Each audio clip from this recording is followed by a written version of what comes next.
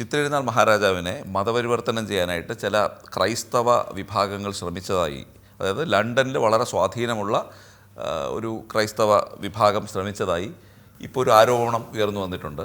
അപ്പോൾ അത് വലിയ തോതിൽ ഉയർന്നു വന്നതുകൊണ്ട് മാത്രമാണ് ഈ ചോദിക്കുന്നത്. അപ്പോൾ ആ ആരോപണത്തിൽ പറയുന്നത് sir C P Ramaswami Iyer തടഞ്ഞില്ലായിരുന്നെങ്കിൽ മഹാരാജാവ് ഒരുപക്ഷെ ക്രിസ്തുമതം സ്വീകരിച്ചേനെ. അല്ല, ഈ ആരോപണത്തിൻ്റെ പുറകിലുള്ള ദുശക്തികൾ ആരാണെങ്കിലും അത് അവരുടെ മനസ്സിൻ്റെ ആഗ്രഹം ആയിരുന്നിരിക്കാം ചിലപ്പോൾ ഇങ്ങനെ പറഞ്ഞത്, എനിക്കറിയില്ല. പക്ഷെ ഞങ്ങളാരും ഇത് കേട്ടിട്ടേ ഇല്ല.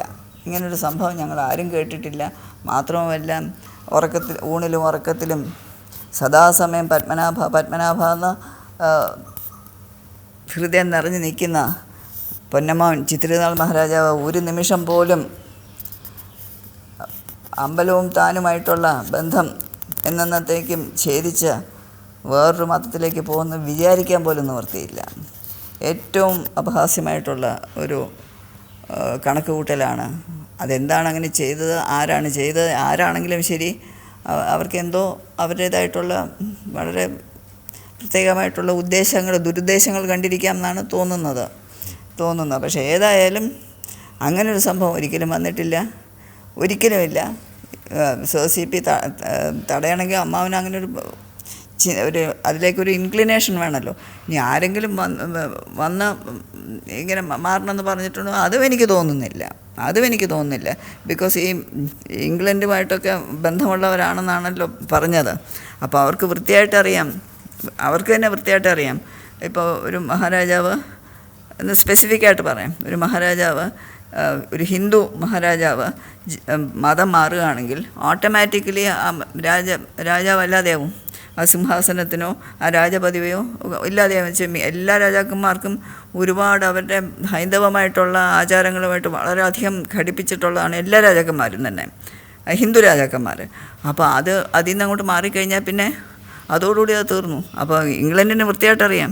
ഇപ്പോൾ ഇംഗ്ലണ്ടിൽ നിന്ന് വന്നാൽ അവർക്ക് വൃത്തിയായിട്ടറിയാം, ഒരു മഹാരാജാവ് ഹിന്ദുവിൽ നിന്നും ക്രിസ്ത്യാനിയാവുകയാണെങ്കിൽ ആ രാജപദവി പോവും. അപ്പോൾ എന്താണോ അവർ ഉദ്ദേശിക്കുന്ന അതിൽ നിന്ന് അതവർക്ക് കിട്ടാൻ പോകുന്നില്ല. അപ്പോൾ ഒരിക്കലും അത് നടക്കില്ല. അതൊരു സൈഡ്. മറ്റേ സൈഡ് നിസ്സംശയം ഇങ്ങനൊരു സംഭവം അമ്മാവന് ഒരിക്കലും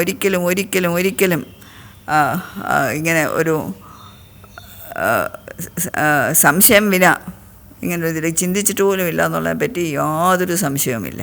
പിന്നെ ആളുകൾക്ക് പറയാം എന്നുള്ള അതൊരു സൈഡാണ്. അത് അവരെന്തോ പറയുന്നു. ആളുകൾക്ക് ശ്രമിക്കാം. എന്തുകൊണ്ടെന്ന് വെച്ചാൽ എൻ്റെ സ്വന്തം അനുഭവത്തിൽ ഞാൻ പറയുകയാണ്.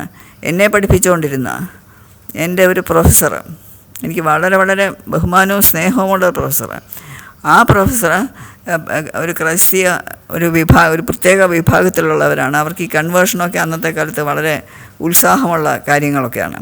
അപ്പോൾ അവർ ഇങ്ങനെ I feel it is time that I bring Christ to you എന്ന് പറഞ്ഞ് കുറേ ഡയലോഗുകളൊക്കെ ഉണ്ടായിരുന്നു. അതോടുകൂടി ഞാൻ തന്നെയാണ് അതിന് വളരെ ശക്തമായിട്ടുള്ള രീതിയിൽ മറുപടി പറഞ്ഞ് നിർത്തിയത്. പിന്നെ അവർ മരിക്കുന്നവരെ ഞങ്ങൾ തമ്മിൽ കോൺടാക്റ്റ് ഉണ്ടായിരുന്നു. പക്ഷേ പിന്നെ ഇങ്ങനെ ഒരു ഇതിലേക്ക് പോയില്ല. പക്ഷേ ആദ്യം അവർ കുറേ ട്രൈ ചെയ്തു എന്നുള്ള സത്യമാണ്. അപ്പോൾ അങ്ങനെ ചിലർ ട്രൈ ചെയ്യുമായിരിക്കാം. പക്ഷേ അമ്മാവൻ്റെ കാര്യത്തിൽ തികച്ചും വ്യത്യസ്തമായിട്ടുള്ള ഒരു ചുറ്റുപാടാണല്ലോ. ജാതി മാറിക്കഴിഞ്ഞാൽ മതം മാറിക്കഴിഞ്ഞാൽ അന്ന് രാജപദവിയും രാജബന്ധവും എല്ലാം തീർന്നു. പത്മനാഭനുമായിട്ടുള്ള ബന്ധം എല്ലാം തീർന്നു. അല്ല, വിശേഷിച്ച് ഈ തിരുവിതാംകൂർ ഈ തൃപ്പടിദാനത്തോടുകൂടി തിരുവിതാംകൂർ പത്മനാഭസ്വാമിയുടെ വകയായി. അപ്പോൾ പത്മനാഭസ്വാമിയാണ് യഥാർത്ഥ രാജാവ്. മഹാരാജാവ് പത്മനാഭദാസനാണ്. അപ്പോൾ അതോടുകൂടി ഓട്ടോമാറ്റിക്കലി ആ ദാസത്വം തീർന്നു. അതെ, അപ്പോൾ രാജത്വവും തീരും. രാജത്വവും ദാസത്വവും എല്ലാം തീർന്നു. അത് മെറ്റീരിയലായിട്ടുള്ള. പക്ഷെ അതല്ലാതെ ഇമോഷണലായിട്ട് വൈകാരികമായിട്ട് എങ്ങനെ ഇത് പറയാൻ തോന്നുന്നു? വലിയ കഷ്ടമായിട്ട് തോന്നുന്നു.